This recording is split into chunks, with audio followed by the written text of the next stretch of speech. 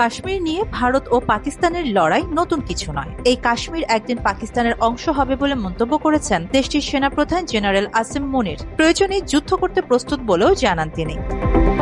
কাশ্মীরকে পাকিস্তানের শিরা উল্লেখ করে পাক সেনাপ্রধান বলেন, শিরা কেটে গেলে মানুষের মৃত্যুও ঘটে। কাশ্মীর পাকিস্তানের জীবন। নিঃসন্দেহে কাশ্মীর একদিন স্বাধীন হবে এবং পাকিস্তানের অংশ হবে। মাত্র ৩০% টাকায় জমির মালিক হয়ে নতুন বাংলাদেশের গড়ে তোলার স্বপ্ন দেখা বাংলা বসতি। পাকিস্তান ইতোমধ্যে কাশ্মীরের জন্য ৩টি যুদ্ধ করেছে এবং যদি আরও 10টি যুদ্ধের প্রয়োজন হয় তবে পাকিস্তান তাদের সাথে লড়াই করবে। পাকিস্তান ভারতের সামরিক শক্তি বা তার আধুনিক প্রযুক্তিতে ভয় পাবে না বলেও হুঁশিয়ারি দেন পাক সেনাপ্রধান।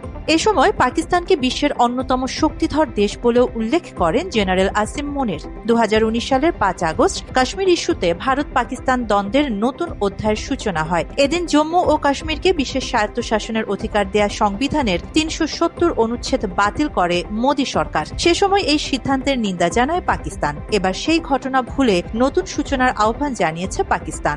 ভারত কোনো প্রতিক্রিয়া না জানালেও এ নিয়ে নতুন করে অস্থিরতা শুরুর আশঙ্কা করছেন বিশ্লেষকরা। আরিবা জাহান, বাংলা এডিশন।